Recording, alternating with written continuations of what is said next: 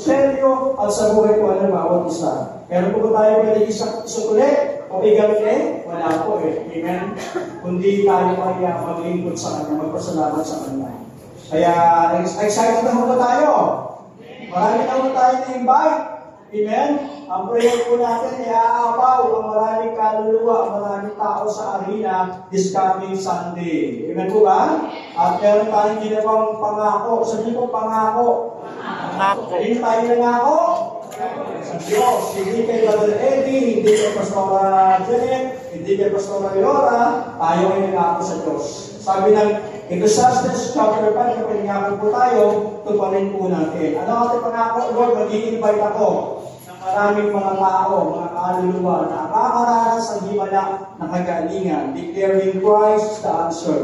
Bahagi pa rin po ng ating pong topic ngayong month ng August ay Christ's humility is the answer, manifesting servanthood. At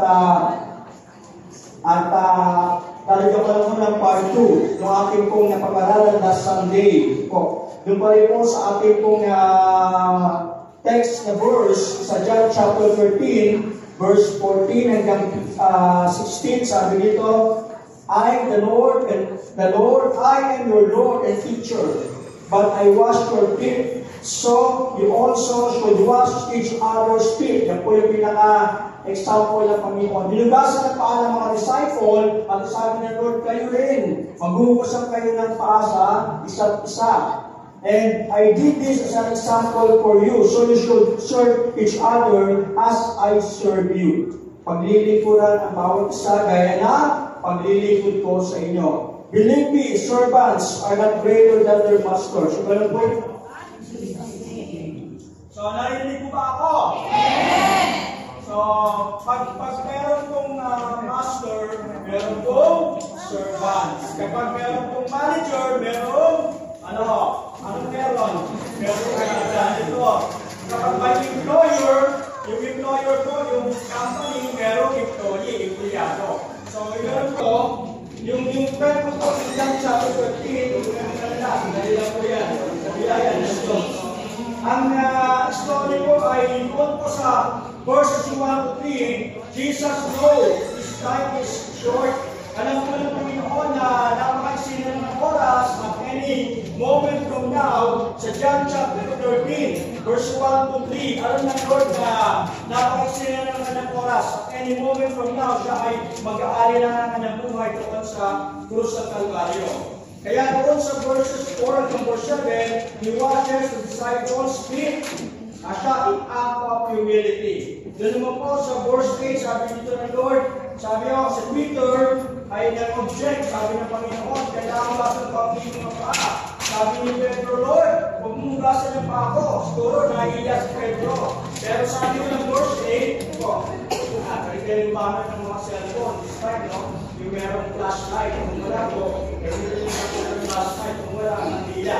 Sabi ng verse 8, Peter object, then Jesus explained, unless I wash you, you have no part in me.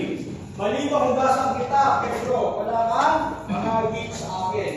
Verse 15, Jesus teaches, I accept an example, leaders who serve. So yung mga halimbawa na ginawa ng Panginoon, dapat ay tularan, gawin natin, sundin natin. Doon po sa verse 17, sabi ng Lord, blessed are those who follow His example. Sabi mo ng lakas, blessed to those who follow His example. Sabi nito na para ng tao na sumusunod sa mga bagay na ginawa ko. So about humility, ilang bagay lang po ito. Doon po sa aking bahagi ng pasimula, ang bahagi, Jesus washing the disciples' feet. Ito yung ginawa kong title po. So, ang Jesus washing the disciples' feet ay sabi nito, this is one of the most iconic. Sabi nga po, iconic. Kung sinabing iconic, mahalaga. Ang word na iconic ay very important. Iconic moments. Ang sabi dito, this is one of the most iconic moments in the Bible. And this fact is packed with symbolism, humility, and a powerful lesson for us today. So, sa kwento kong ito, this is taken on the role Panginoon po, inako niya ang role ng isang observant, lingkod. Sabi dito, bilang lingkod ng Lord, bilang lingkod, ginawa niya ang role, ang posisyon bilang isang lingkod, as a servant, washing the feet of the disciples. And this act was typically reserved for the lowest servant in the household. And it shows Jesus' willingness to humble himself to others. Kagaya ko na sinabi ko nung last Sunday, ang pagbukas po ng paa ay pinakamababang ay trabaho ng pinakamababang uri ng ano ba natin po ng household? Sa atin po, nung una, katulong tawag pero kailangan daw yung term yan, ang tawag ngayon ay kasambahay. Diba? So, kung katulong, hindi na po kasambahay. Sa ibang bansa po, ang tawag ay helper. Ngayon po, ginawa ng caregiver. Pinaganda yung term. So, kasambahay, sa Bible po, ang tawag dyan ay mga servant o yung alipin. Sabi ko, pinaka-lowest servant, lowest ka na ginagawa isang lowest servant. Servant na po siya, pero pinaka-lowest servant ang gumagawa noon. Alala ko yung kapatid ko po ay principal po siya, sumunod sa akin. Ang pangalan niya po ay Nelia Miranda. Pero dahil sa Bisaya kami, sino yung mga Bisaya dito? Mga Bisaya pa, yung Bisaya din ito. Hindi halata, walang evidence. Walang evidence. So, dahil sa Bisaya kami, ang tawag namin sa kapatid ko ay Inday. Inday. Ay, Inday ano? Inday ay kapatid na babae. Ang magandang babae, tawag namin ay Manang. Tawag ko yun. Sino na tawag namin? Manang. Ate, Manang. Ang kapatid na babae, Inday. Yung kapatid ko, ang pangalan niya ay Nelia. Pero ang tawag namin sa kanya ay Inday. Inday. Nakapasawa yung kapatid ko, ang pangalan ay Salvador. Ang palayo naman sa kanyang tawag sa kanya ay Boy. Diba, no? Inday siya ka Boy. Ano yung pangalan na? Katulong. Inday, ka Boy. Sabi ko, ganyan naman ang inyong mga nickname. Ano yung pangalan ng mga katulong. Pero yung bayo ko po, isa siyang magsasakalan. Pero nung kami umuwi ng Bulacan, San Miguel, Bulacan, kami mga Bulacan dito. Lahat na natatanong ng mata mo, nakikaya nila lupa sa kanila yun. Ganun ka na kayaman, no? Para pa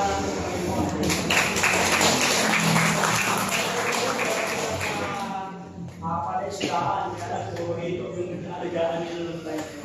Sabi mo rito, ulit na po, ang passage also highlights the importance of humility and servant leadership. So, yun po yung binabanggit nyo. Yung kahalagaan mo ng pagkakakumbaba at servant leadership. Anong klase ng leadership? Sabi po, servant leadership. Servant leadership. Nagtuon po si John Maxwell.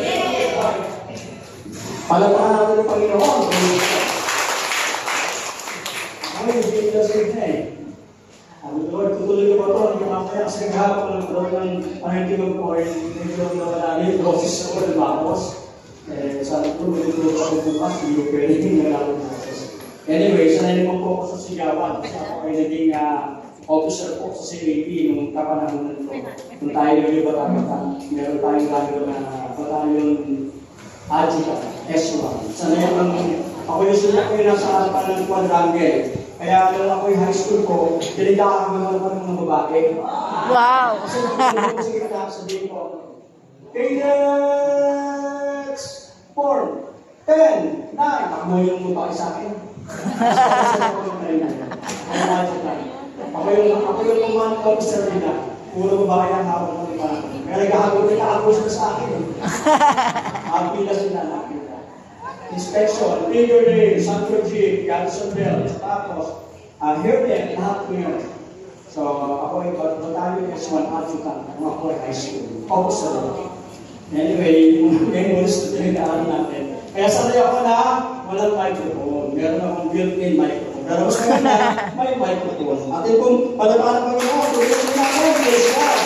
This passage also highlights the importance of humility and servant leadership. Sabi ni Maxwell, anong klase ng leadership? Servant leadership. Bakit po servant leadership? Yung mismong pinaka-higher officer, authority, siya yung naglilingkod sa mga tao, sa mga member niya. No? Kung ikaw yung chairman, meron pa mga member, pinaglilingkuran mo sila. Tinuwaan mo ng pagkain, tindahan mo ng kape. Di ba? Marami mga master, bossing. Ano yung bossing? May nagkakuha ng kape, may nagkakuha ng...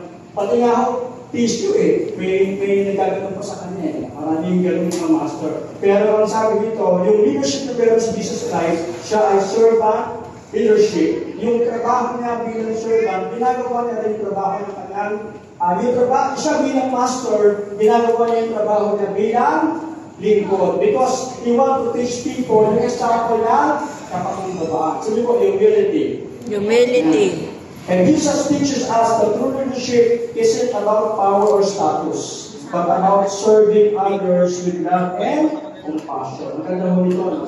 So, yung bagay na po.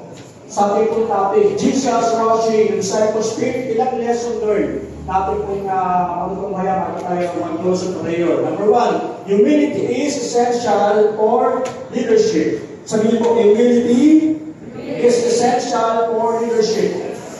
Sa mga nakahawak na mga organization, ikaw man ay COA, president, ikaw man ay presidente ng any organization, mahalaga po yung tinatawag ko na humility, humbleness, pagpapakumbaba. Doon po sa verse 4, ang sabi ko sa verse 4, ang Panginoon po ay he got up from the mill, took off his outer clothing and wrapped a towel around his waist. Ang Panginoon po ay nagbihis ng kanyang kasuotan at sinuot niya yung kasuotan ng pang-servant. At nilagay niyang tuwalya sa kanyang tuwan at yun yung isa-isang hinugasan yung mga paa ng disciple. Jesus, the Son of God, takes on the role of a servant, showing that true leadership is about serving others. Sabi niyo po, paglilingkod. Paglilingkod. Kaya kung ikaw ay chairman, ikaw ay presidente ng isang organisasyon, ikaw ay pastor, ikaw ay may mataas sa katungkulan. Hindi masama na tayo ay bababa sa pagbulit para lang mag-revision. Tama ba? Hindi ka walang sa atin na tayo ay kahit may mataas sa katungkulan, napunod na mo tayo. Di ba? Pwede kang maglingkod pa rin sa ating kapag magagawa. Lalo na pagdating sa mga anak ng Diyos. Meron ako nakausap one time, sabi na, dapat kung meron tayo ng tulungan, hindi mga Kristyano, mga unbeliever. Meron din naman siyang point. Sabi niya, kung meron tayo ng tulungan, dapat hindi mga Kristyano, mga unbeliever dapat para maminag sila sa Lord. Tama rin naman in a way. Pero sabi ng Galatians chapter 6, verse 9 hanggang verse 10, ang sabi ng pamilan po kayo sa verse 10, di ba? Galatians chapter 6, verse 9, let us not give up in doing good, for at the proper time we will reap a harvest if we do not give up. Ang ganda mo ng verse 10, pag-iumus na po ating Lordy. Ano sabi ng verse 10? Galatians chapter 6, verse 9, pinagin po yung let us not give up. Sabi po, let us not give up. So, verse 10 po yun ang book of Galatians chapter 6. Tapos po, sa verse 10 po, kasi nyo na. Binabagin ka, let us not become weary. Yan nililin namin ng word NIV 2011. Let us not become weary. Huwag tayong mapagod, huwag tayong maghinawa, huwag tayong sumuko sa paggawa ng kabutihan. Ano po sabi? Or at the proper time, you will reap a harvest. Meron pong pelikula ng araw hindi ko alam kung si Will Smith yung bida. Fast it forward, sino po nakapanood ng pelikula na yan? Mukha ako naman nakapanood sa CD o DVD.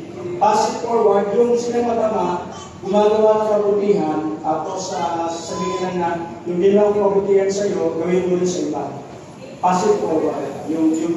Pay it forward. Pay it forward. Yung kabutihan yung ginawa mo sa kanya, hindi nyo masusulian yun. Sabihin mo sa kanya, gawin mo rin sa iba. Yung ginawa ko pagtulong sa iyo, tulong mo na rin. Dapat yung time, tulong na gawin mo rin. Pay it forward.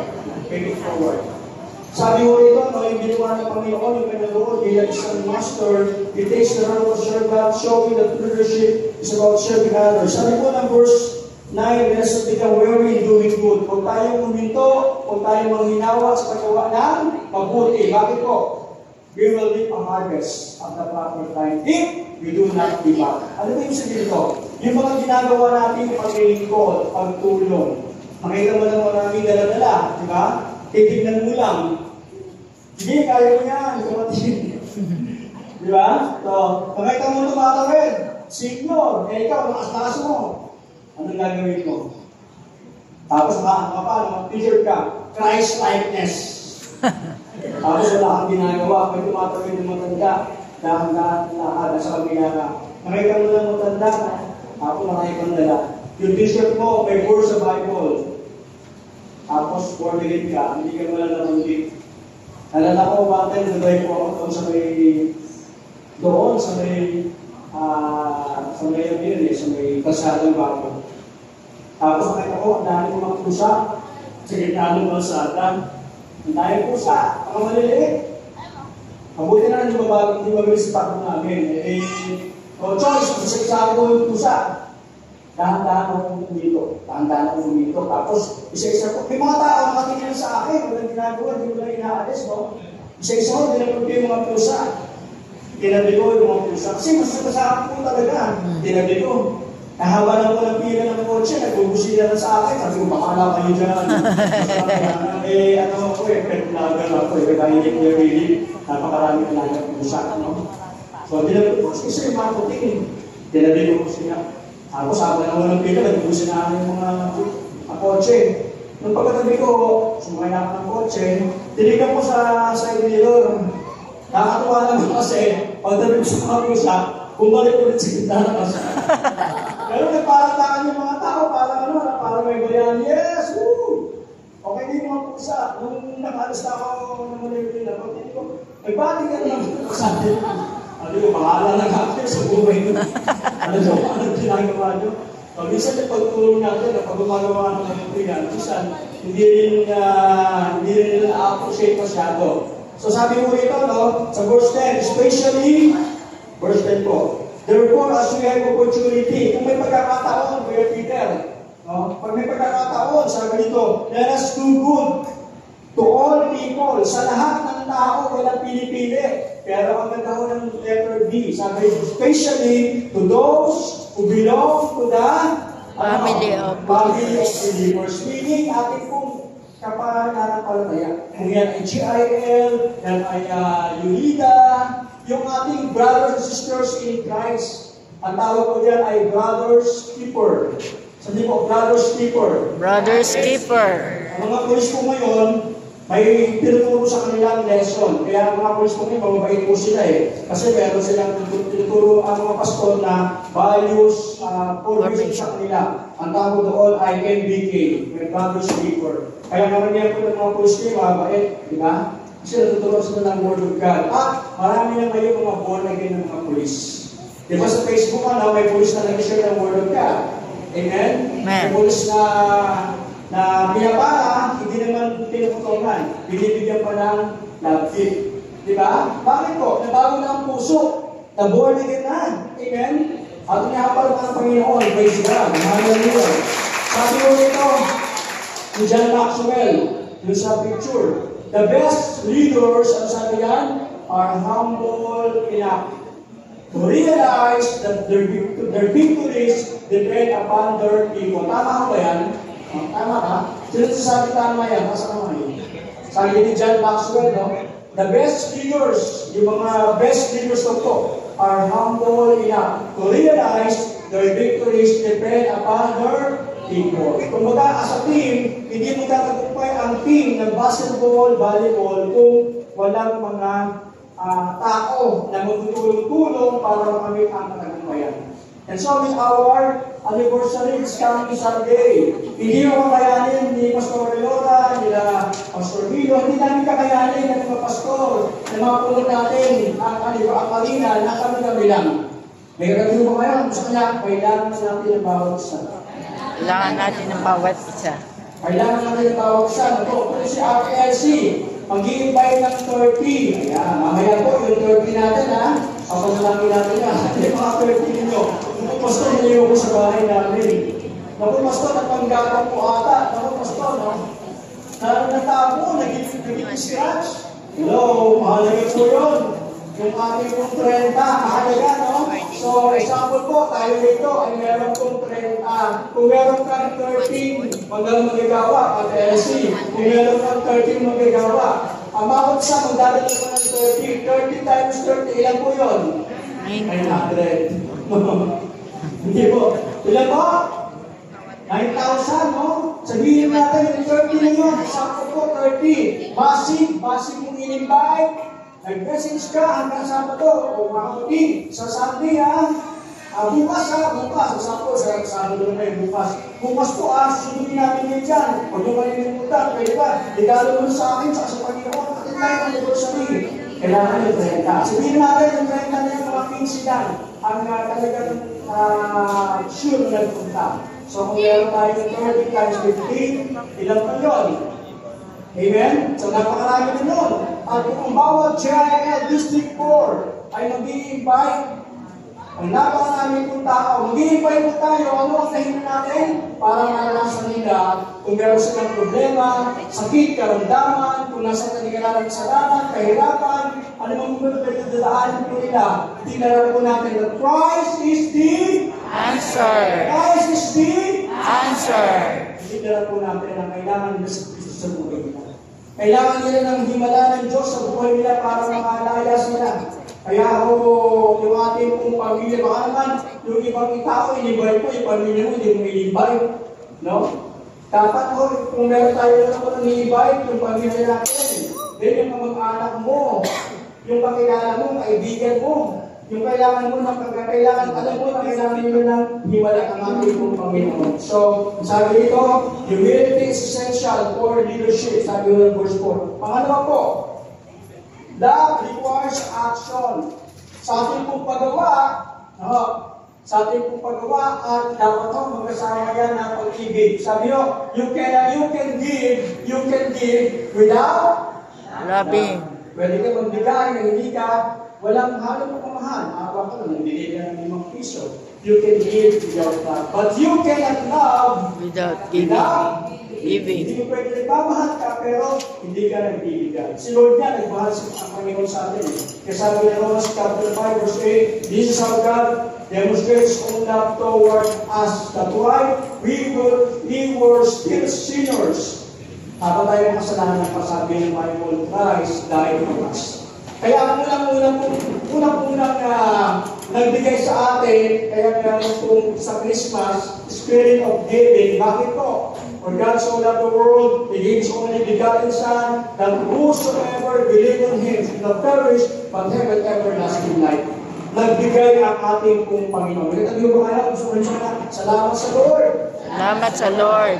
Nagmahal ang Diyos. Nagmahal ang Diyos para Spirit magbigay. of love and giving. Sabi ko, Jesus out of washing the disciples' feet demonstrate His love for them in a tangible way. Dahil mahal na mahal ang Panginoon, ang kanyang mga disciple.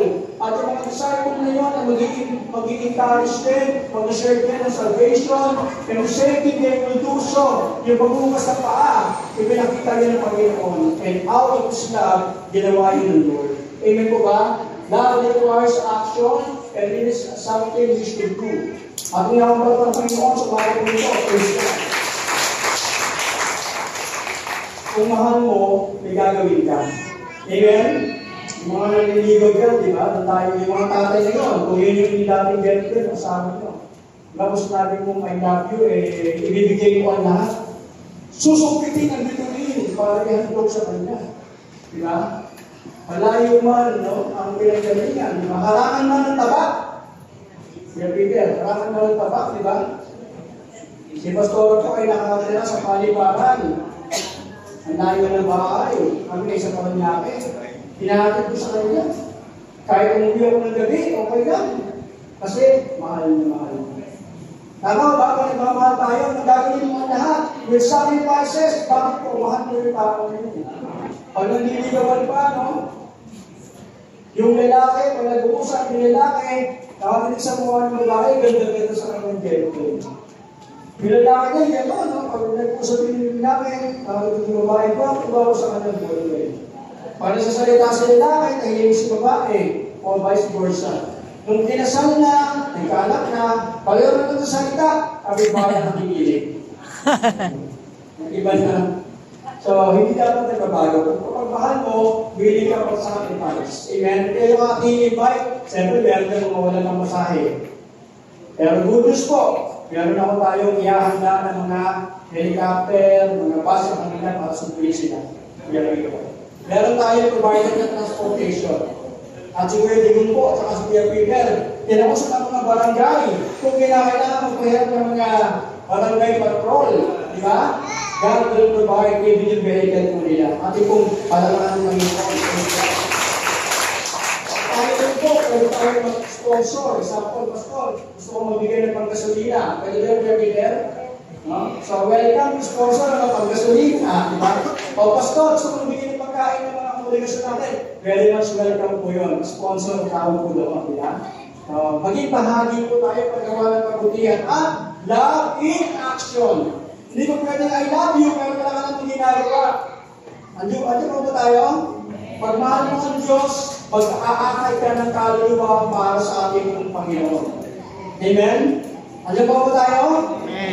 Mag-aakay ka ng kaluluwa para sa ating Panginoon. Kung mahal mo ang Diyos, actually po yung paglilipod po natin, sabi ng mga magulang ng bata, hindi ka lang kung natin pa. Ako po kasi napakabait ko ng bata. Dalawa ko siya po yung sabi ng mga pag-aral namin, ako, si Nino, natin napakakulit ng bata yan. Bata pa na yan, pasaway niya, black sheep yan. Hindi nagkamali ang mga pag-aral namin. Kaya lumaki akong napakapait na bata. Napakapait mong bata ko, hindi na nagtitino. Sabi yung mga nanay, di ba? Pag ako pinapagalitan ng mga ko, sabihin ng mga ko, ikaw talaga, sabi ko sa'yo, ganun. Tapos ahimik ako, no? Sige, masulta ka. Sumukot ka. Pag sumukot ako, sinumama ko, naman matuwingan ka pa, ha? Wala akong makupahan mo. Diba? Pag tahimik ka, masulta ka. Pag masulta ka naman, tugutin pa, Papa, sumasagot pa. Ganun po yung mga ko, bisaya kasi napakakaka. Pero pag mahal ka ikaw, hindi ka mag-sacrifice. Sabi ng mga magulang, pagtarin man, butot tanang mo. Kulang pa yan ng pambayad. So na, nakakanarin. Di ba mga magulang gano'n, no? May ginagawa yung mga anak, hindi na gusto ng mga magulang, sabi nila, pagtarin man, butot naman, kulang yung pagbayad yan. Sa hirap ng buhay na naranasan mo dahil sa'yo. Pero mo 9 months, nasa siya ng mga nanay, di ba? Tapos, pag lumaki, asagutin ka na lang. Hello? Galit yung mga nanay. Ano sabihin nila? Pagtalim ang butot naman mo, kulang pa yan ang magbayad. Alam niyo mo, tayo sa ginawa ng Lord, sa kasalanan mo dahil mahal mo ang Diyos. Kaya mo gagawin yun dahil mahal mo ang Panginoon. At mahal mo din yung tao na yun.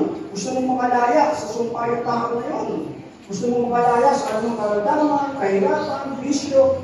Yung kaibigan mo na yun, kailangan makalaya.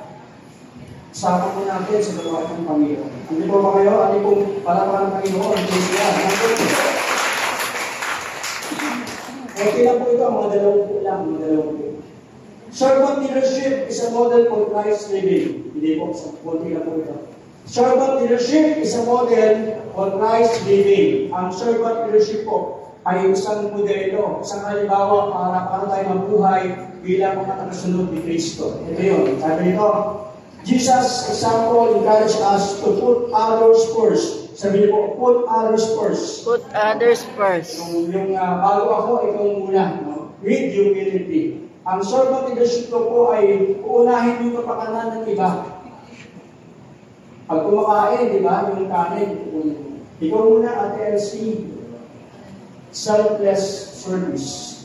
Sabi po, selfless. Selfless. Hindi po selfish. Kaya nung nagaling sa China yung Peter Pan. Ano tawag nun? Selfie, no? Selfie. O, iba naman yung selfish. Pagiging mga sarili, selfish. Akin ito. Lahat sa akin. Yung sa'yo, sa akin pa rin. Kung ikaw ay Kristiyano na binayo ka ng Diyos, this time may effort po. Lahat na meron ako, pwede mo ibahagi sa'yo. Amen? At saka bago ikaw, sila muna. Diba? Pag nagkakainan na, no? Sige po, kayo muna. Hindi ka na lang muna. Dati ko yung muna eh. Ngayon, hindi ko. Nag-morning na, Kristiyano ka na. Sige po, kayo muna. Unahin yung mga senior, mabaiyan. Oh, ladies first. Mga bilang mga kakay. Bakit mga ladies pa kayo? Eh, gutom na kami eh. Diba? So, yung selfless service. Yung selfless po, hindi ikaw, hindi sa sarili mo, sila muna. Hiling kang magtiis for the sake of other people. Amen? Kaya hindi ho baliwala ang mag-invite. Mahirap mag-invite, ano ba? Pero magtiis po tayo, pagtsagaan natin. Yung dapat bahay mo na palagi kang puyat, dahil may video okay, kada may birthday, palagi kang puyat, no? Video okay, kami bahay natin, kada may birthday, palagi akong puyat. Diba, pagpapag ng malakas? Lalo hindi ka binigyan ng handa, birthday. Pero pag binigyan ka ng handa, no, ang daming pagkain, tapos pag pinabidyo ko sabihin mo, okay na yan. Kasi pag minsan gusto naman ng birthday, so unawaan ko kasi binigyan ka ng handa. Pero dapat kahit binibigyan natin ako na selfless, unawain natin. Iwi natin sa Panginoon, bahagi naman ng Word of God. Pag-pray natin. Tayo mo siya, may atin ng church na kasama mo na. Tingnan po ba? Hindi mahirap abutin ng mga kapitbahay natin. Bigyan mo na ng pagkain yan. Pagkain lang katapat yan. Kung may kapitbahay kayo na best friend mo, alam niyo yung best friend? Yes. Kung sinabi yung best friend mo, yung ayaw mo tignan. Yung kapitbahay na best friend mo, ayaw mo siyang marinig. No? Iniiwasan mo siya. Ang tawag doon, best friend. Bigyan mo ng pagkain. Anong meron? Birthday mo ba? Hindi. Pwede sige ko.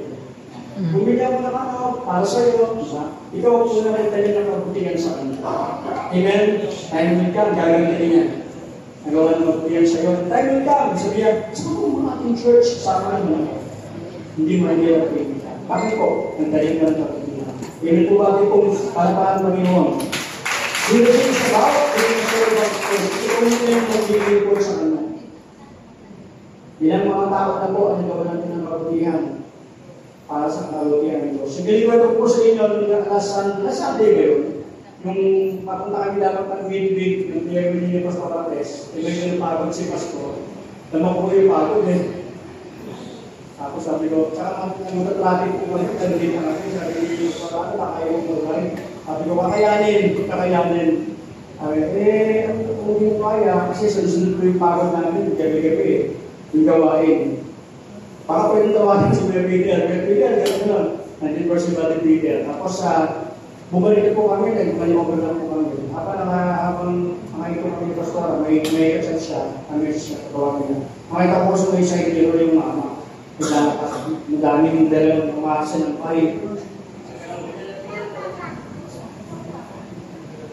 Naglalakad po siya sa aming backpack. Si Pastora, wait po sana. Pag-ilang yun, kumuha na siya ng pipe. Kasi talagang hangin ang hawak niya. Kabilangan hangin. May mga damit, iba-iba, pambata, pamatanda, jersey, may pantalon. Naglalakad lang. Yung makita ni Pastora umiyak. Sabi niya, nakawa naman yung tatay na yung pa. Abunin natin. Tapos sabi niya, tay. Hindi na ba namin ang date namin sa akin. Yung sa nito sa akin, dito ng pagkakas. Tay, kasama mo kayo. Kung nga palitan niyo po yan, sabi ko, hindi, mga labahin mo. Opo, palitan po ito. Saan tayo galing tayo? Ganun na yun. Nililipid ko yung beleta, yung rosaryo, mas dyan sa nagkalit, kakawit. Lakad lang kayo? Opo, lakad lang. Dalawa niyo yung kanyang mga palitan. Mga kanyang. Si Pastor mo ba ang lumalan eh. Bilang, long story short, pinatanggap niya yung tatay, tapos bumili siya ng mga paninda, ng mga salagay. Magkano po yung 380, 350 na lang. Bigyan ko sa ng 500, sabi ko, ano tagal mo? Yung additional, siyempre, ibig natin sa tatay. Saan ka tayo? Ikwento ng buhay niya, kaya sa abroad, gano'n, anak niya, kasi mga magulang niya, siya naman sa nakaawa. Kaya kung gusto kayo ng tatay, pray, sabi namin tayo, sa Sunday po, dalhin mo kayo na po, punta ka ng church. Alam niyo kung Sunday, pagkat sa gawin po, bago tayo magtapos, no? Nung Sunday po, maaga-maaga muna ng church. Sabi niya, Pastor, ano suot ko? Yung ganyan po, casual, na ganito. Ang ganda na suot niya, naka-jacket siya ng maong, naka-t-shirt, naka-pantalon, ang dami mga dalang mga box. Hindi naman yung box, mga sapatos, mga bago pa. At nakatawa ko, pinamigay sa mga worker. First time na yung tinulungan mo, pumatay ng church, nagbigay ng mga sapatos. At yung pula, kasi kung alakaan mo na, yung pula ka, sabi na. Ang pula pa sa parang niya, hindi ko pa panibagong mga sapatos ulit.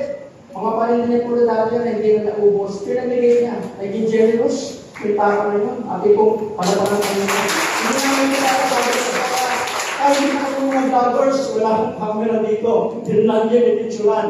Only God knows po. Hindi kami vloggers. Sabi niya, alam mo, vlogger kayo eh. Kung alam mo mga artista, ganda kayo mga vloggers, no? Tinulungan po natin. What's my point? Ipagawa mo ng kabutihan. Alam mo pangalan ni tatay, sabi niya, ang pangalan tayo, Angel. Yung tinulungan niyo ako yun. Angel. Angel po. So, nung Sunday po, what is church? Alam mo naman yung mga mo. Kaya ang tayo. Ako mamaya, ganito ang tuloy ko, ano yung tao ng tulungan nyo. Kasi ang mga hipong sa nagings guys, pero silang tricycle driver. Sa Jabez, di ba? Yung wala ng sa yung tatay, gusto mo rin Jabez, pero itong motor, pinasakay siya, libre, hanggang Jabez. Pagkaba na, wala na yung motor. Sabi ko, ang hilo, nagputan ko mo rin tricycle driver. Buti ba rin mag-break ang tuloy ang hilo, no? Maraming ganun po, mga angel, in disguise para tulungan ang mga anak ng Diyos. Amen po ba? Baka po dumating yung point may merong humingi ng tulong sa inyo. Pero ingat din siyempre, baka may scammers yun, no? With wisdom. Pero ang ibabaw po yung compassion, yung love. Yung sa po number 4, cleanliness of soul is important. Sa paggawa po ng Panginoon, ng pag-washing of feet, mahalaga yung kalinisan ng puso. Hindi ka po pwede maglingkod na meron kang galit sa iyong kapwa, may samahan ng loob, hinanakit, inggit. So mahalaga po yung cleanliness. Sabi na Lord, you are clean, but not every one of you. Dahil si Judas po ang ito. Highlighting the importance of spiritual cleanliness. Sabi ito, cleanliness begins with purity of your own mind, thoughts, and heart. Sabi ng Proverbs 28, he who conceals sins will not prosper, but whoever confesses and renounces them will find mercy. Ano mo lang po? Proverbs 28, hindi ako nagkakamali, verse 13. Tama ba? Mabilis lang po. Proverbs 28, verse 13. Ano po sabi diyan? Ayan. He who conceals sin shall not prosper. Ayun, salamat po. Whoever conceals their sin, siya lang nagtatago ng kasalanan, should not prosper. Hindi ka magkapalain. But the one confess, hiningi ng tawad, and renounce them, tinalikuran, will find mercy. Amen po ba?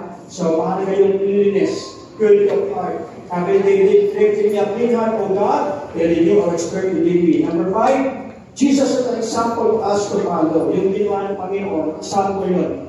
Hinugasan ng paa ng mga disciple, and so with the disciple, maghugas nilang paa sa kanilang kapwa, lingkod, pagagawa ang ating Panginoon. Number 6, true greatness is measured by, ano po? It's measured by, sabi niyo po, service. Yung tunay na kadakilaan na nasusukat sa pamamagitan ng, paglilingkod. Yung simple pagtulong, may magawa, tutulungan po natin. Pag-ibigay ng tubig, sabi ng Lord, sino bigay na isang malamig na baso ng tubig sa mga ko, pagpapalapin ko. Sabi ko yan, ang quotation, Jesus measured greatness in terms of service, not status, hindi yung posisyon. God determines your greatness by how many people you serve, not how many people serve you. Ang wiki ko po, sabi ng quotation, Jesus measured greatness in terms of service. Yung paglilingkod po natin, dyan tayo sinusukat ng ating Panginoon.